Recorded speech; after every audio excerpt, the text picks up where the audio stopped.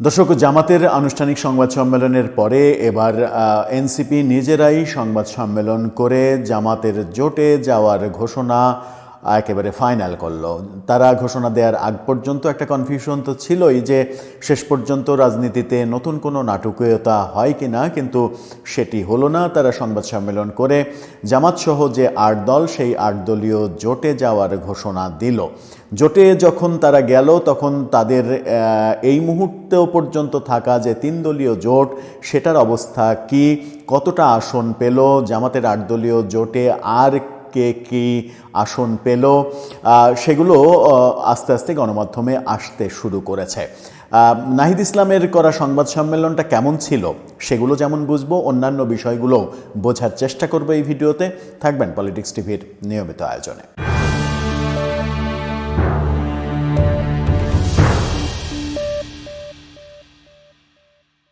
দর্শক, বলছিলাম এনসিপি আনুষ্ঠানিক সংবাদ সম্মেলন করলো কিছুক্ষণ আগে। এই সংবাদ সম্মেলন করে তারা জানিয়ে দিলেন যে জামাতের যে ৮ দলীয় জোট, সেই জোটে তারা যাচ্ছেন, নির্বাচন করছেন। এটা নাকি তাদের আদর্শিক জোট না, এটা শুধুমাত্র নির্বাচনী বৈতরণী পার হওয়ার জোট। নির্বাচনী বৈতরণী পার হওয়ার জোট যদি হয় তাহলে বলাই যায় যে নির্বাচনের বৈতরণী পার হওয়ার জন্য কিংবা এমপি মন্ত্রী হওয়ার জন্য আসন যে আদর্শ, সেই আদর্শ জলাঞ্জলি দেয়া যায়। যেহেতু তিনি বলছেন এটা আদর্শিক জোট নয়, তার মানে তাদের আদর্শকে আপাতত পজ করে রেখে তারা নির্বাচনের যে যুদ্ধ, সেই যুদ্ধটা পার হতে চাচ্ছেন। আলটিমেট টার্গেট হচ্ছে এমপি হওয়া কিংবা ক্ষমতায় যাওয়া।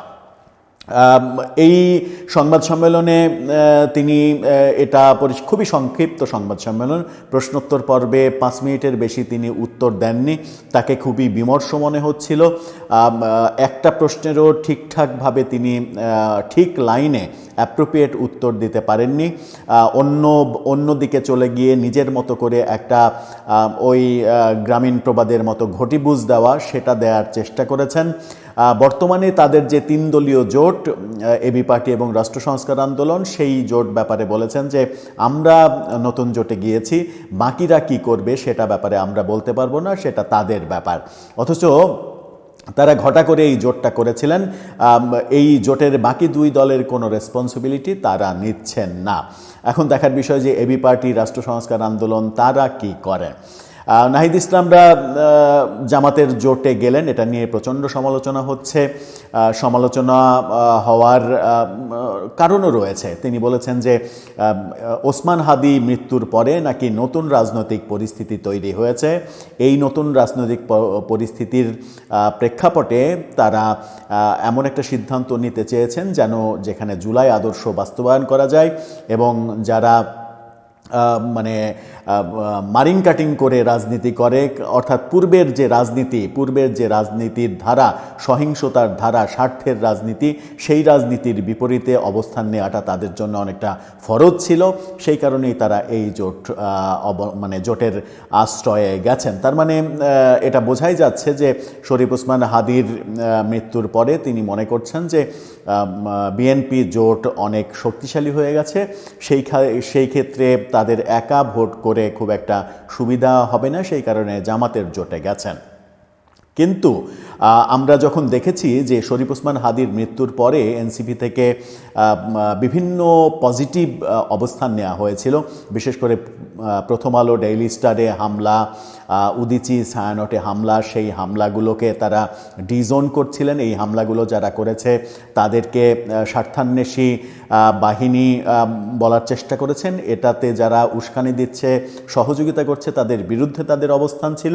এবং এই হামলার পরিপ্রেক্ষিতে একাধিক শিবির নেতার ফেসবুক স্ট্যাটাস, ফেসবুক ভাষ্য ভাইরাল হয়েছিল, যেখানে দেখা গিয়েছিল যে একেবারে স্পষ্ট এই প্রতিষ্ঠানগুলোর নাম উল্লেখ করে তারা এগুলো গুড়িয়ে দেওয়ার কথা বলেছিলেন, এগুলোকে বয়কটের কথা বলেছিলেন।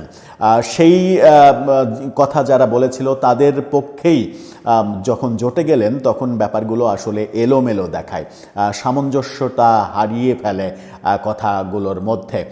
অনেকেই অনেক কথা বলছেন, জুলাই আন্দোলন এক ধরনের বিক্রি করে দেয়া হলো, জুলাইকে অন্যের হাতে তুলে দেয়া হলো, এরকম নানা কথা হচ্ছে। কিন্তু তারা যেহেতু রাজনীতি করছেন, তাদের ভালোটা তারা বুঝবেন, তাদের মতো করে সিদ্ধান্ত নিয়েছেন। এদিকে এই জোট কেন্দ্রিক একটা গুরুত্বপূর্ণ খবর দিচ্ছে চ্যানেল আই। চ্যানেল আইয়ের শিরোনামটা দেখে নিলেই বুঝতে পারবেন। সেখানে তারা বলছে ইসলামী আন্দোলনকে 35টি ও এনসিপিকে 30টি আসন দিল জামাত। তার মানে হচ্ছে যে এনসিপি এই জোটে 30টি আসন পাচ্ছে, বাকি 270 আসনে সংবাদ সম্মেলনে কত আসন পাচ্ছেন সেই কথা এনসিপি থেকে বলা হয়নি এবং জামাতের সংবাদ সম্মেলন থেকেও বলা হয়নি। চ্যানেল আই এটা নিশ্চিত করছে এনসিপিকে 30 আসন দেয়া হয়েছে। তার মানে বাকি 270 আসনে এনসিপি জামাতের হয়ে কাজ করবে এবং তিনি মানে তার সংবাদ সম্মেলনে বারবার জোর দিয়েছেন গণভোটে হ্যাঁ ভোটের ক্যাম্পেইন করাটাই তাদের জন্য মুখ্য কাজ। জুলাই সনদে কেন স্বাক্ষর করেননি এই প্রশ্নের উত্তর দিতে গিয়েও একটু বিব্রতকর পরিস্থিতিতে পড়তে হয়েছে তাকে। জুলাই সনদে স্বাক্ষর করেননি কিন্তু হ্যাঁ ভোটের ক্যাম্পেইন করবেন, জুলাই সনদ বাস্তবায়ন করবেন, যেখানে আপনি স্বাক্ষরই করেননি এখন পর্যন্ত। এই প্রশ্নের উত্তরটা নানাভাবে এদিকে ওদিকে পেঁচিয়ে দেওয়ার চেষ্টা করেছেন।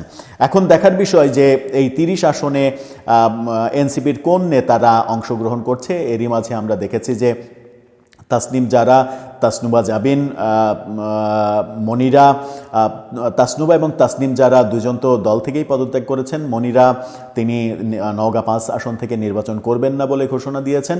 এরকম পরিস্থিতিতে, পরিবর্তিত পরিস্থিতিতে কারা এনসিপির প্রার্থী হন সেটাই এখন দেখার বিষয়।